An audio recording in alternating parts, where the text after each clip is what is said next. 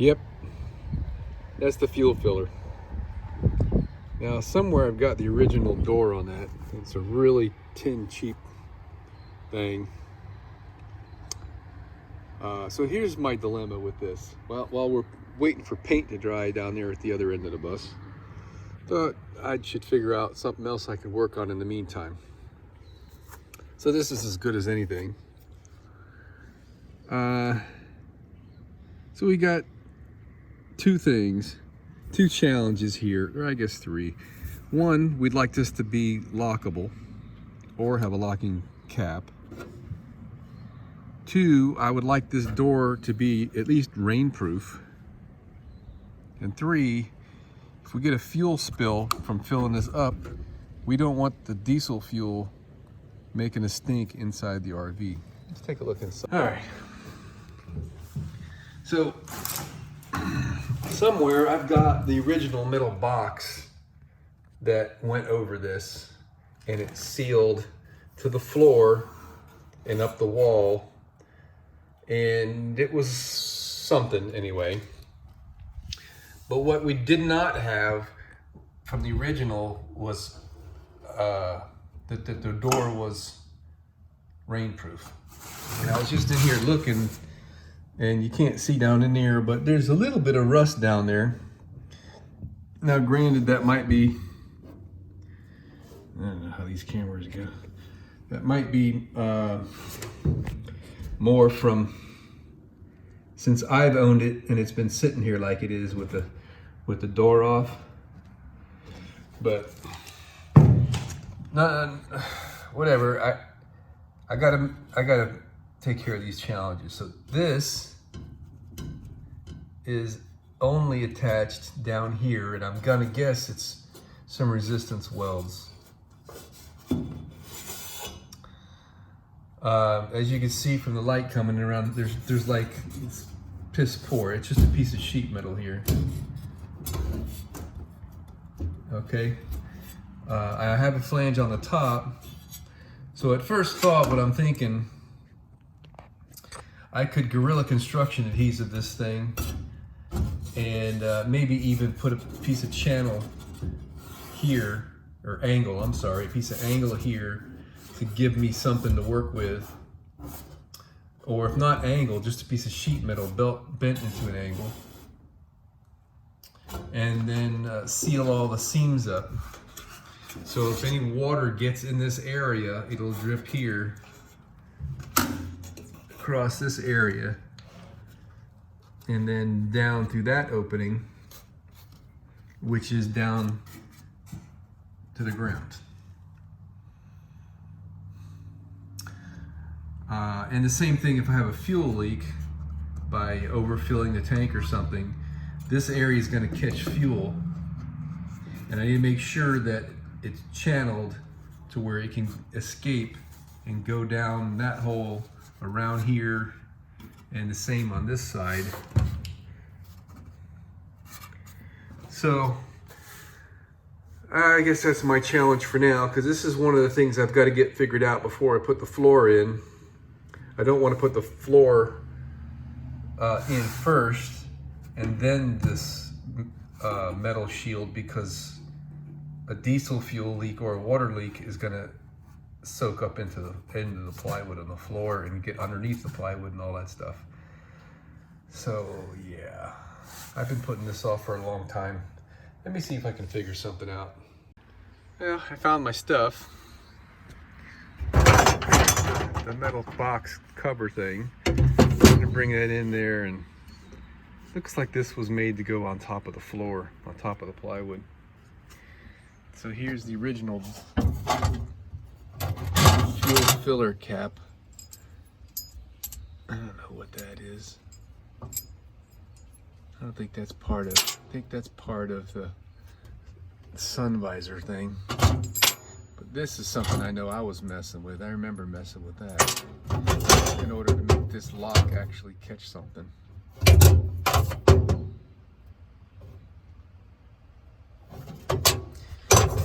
So this guy was bolted in.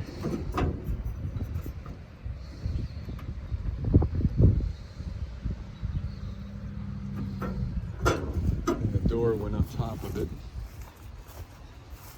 And the door is just, it's just a piece of sheet metal, man. It was really flimsy. The hinge is really flimsy. I'd like to make something out of a piece of aluminum.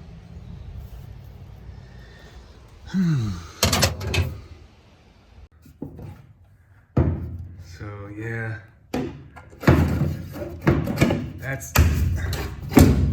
that's pretty much how that thing went. And if I line up the holes, it didn't even reach the floor because of the plywood, the original plywood floor and the linoleum that was on there were thicker than this little flange here. So just, yeah, what I was thinking, whatever leaks through that filler door or whatever drips out of this, the way this thing was designed is more or less designed to leak out through these holes, but at the same time, it's going to get up underneath the plywood.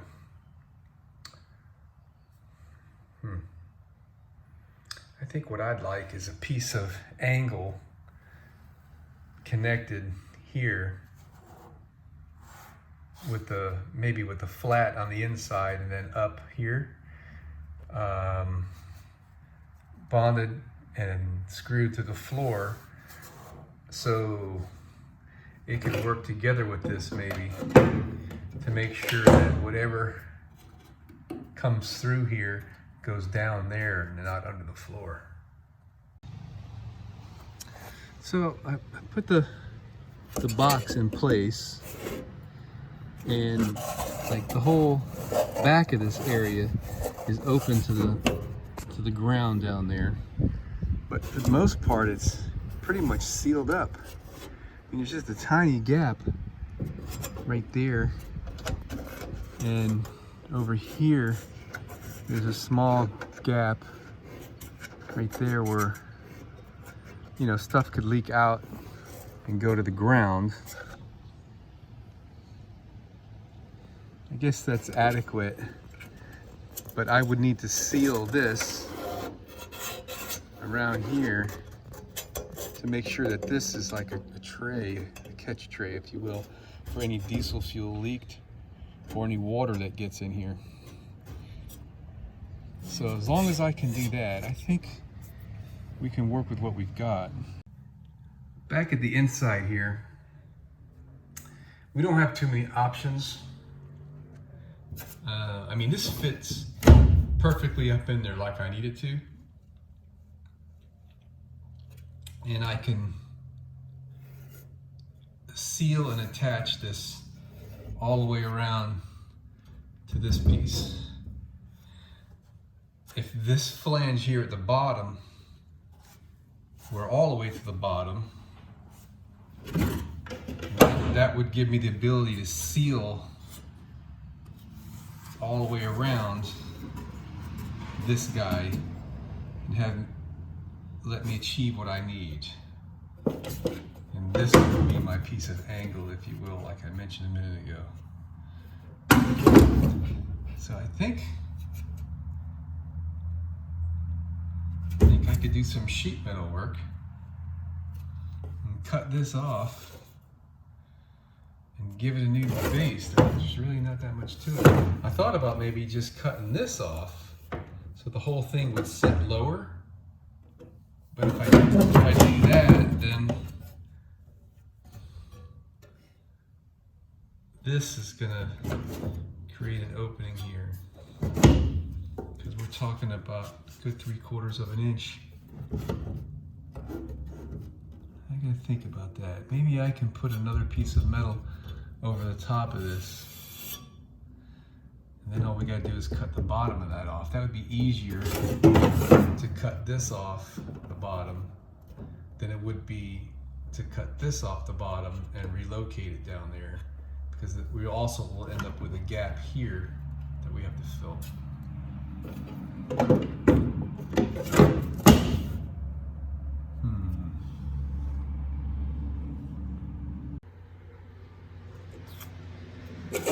Well,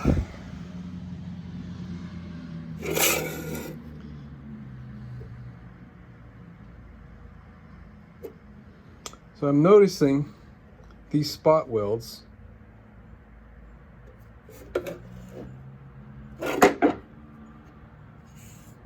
These are kind of high. That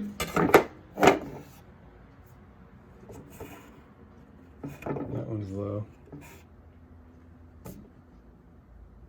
So if I drill out these spot welds, I could take this piece off, hopefully, and flip it over. And we'll have the ability to put it wherever we want. Having this come down a little bit in height, I think I can work with. I could just take a piece of sheet metal and make up for space. But if I cut this off here, this is just going to fall off and be completely useless. So I'd have to braze it or solder it back on.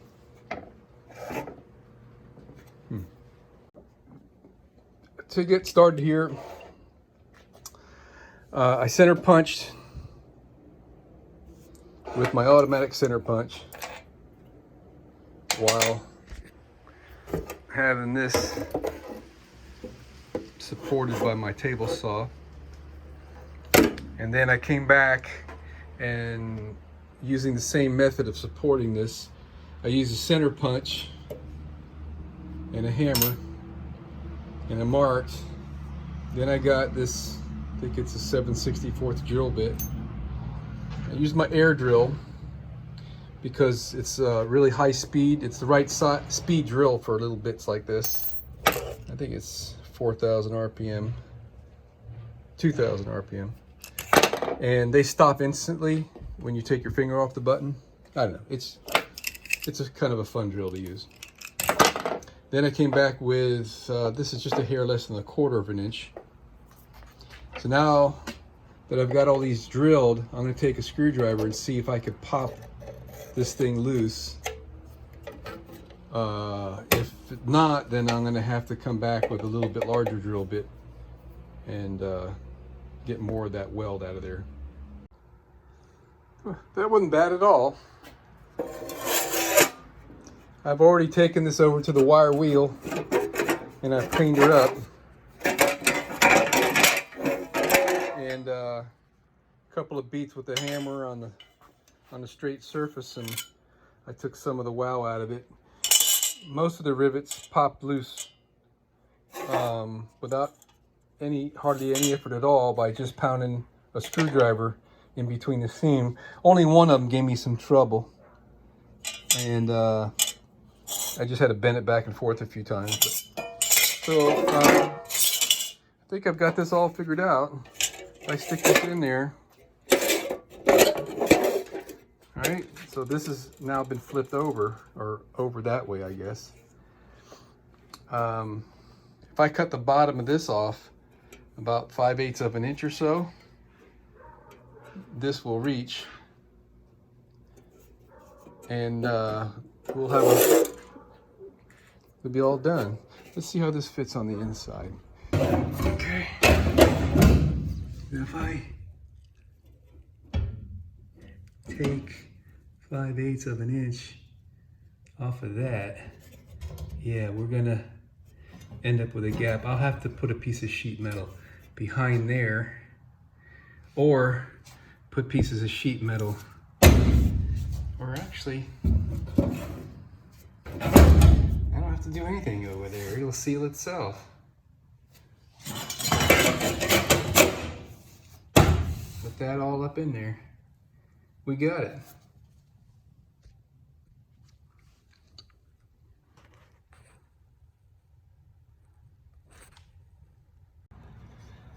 Well, we got the inside all figured out. That little box, whatever you call it, that goes over, fits perfectly now with that bottom flange flipped over. I haven't attached anything. I just went in there just a moment ago and I scraped all the caulk and whatever from around the area and did a test fit. It works great. So all that's perfect. The only thing we have to do now is get the seal. You know, this is kind of right? And we want to make sure that nothing from this chamber can get around and into our living area, into our insulation and whatnot. So I've got to come up with something. And right now I'm thinking of maybe, I got a dilemma on this side. I'll show you what I mean in a minute, but this flange fits right back in there. I guess it's this way. There. So I could put this flange right back on there and we're looking good. But again, we still got this flimsiness thing we have to take care of. And then we have to explore if we want to use that same door or not. Let me show you what the challenge is on the inside. The gas, that ring for the gas door, fuel door, it's going to attach to the skin, and there's no connection to, you know, this thing. I mean, this is only connected at the bottom, but and then on this side, you can't even get the screw in on this one here because of where it's landed. Things don't quite line up. This thing should have been a little bit wider.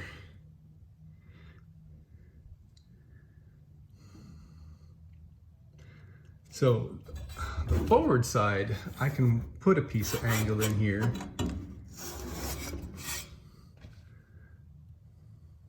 Probably just on the vertical side, I can put a piece of angle on the inside, or, well, if I put it on the inside, then I can catch these screws, and then we don't have anything to worry about cosmetically on the outside.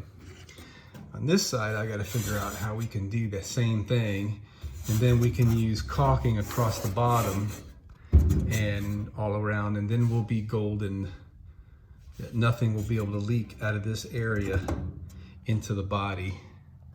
Down there, it'll be forced to come through here, which it's not ideal, but it's okay. I dug up this old trim piece. It was originally that size. Cut it in half, and I cut that piece down to 7 inches. And I think this is what I'm going to do. I think we're going to put this in here like that. And then trim it to match the circle. And we'll be able to get this screw in it and that screw in it. And I think that'll do. And we'll do the same thing on this side.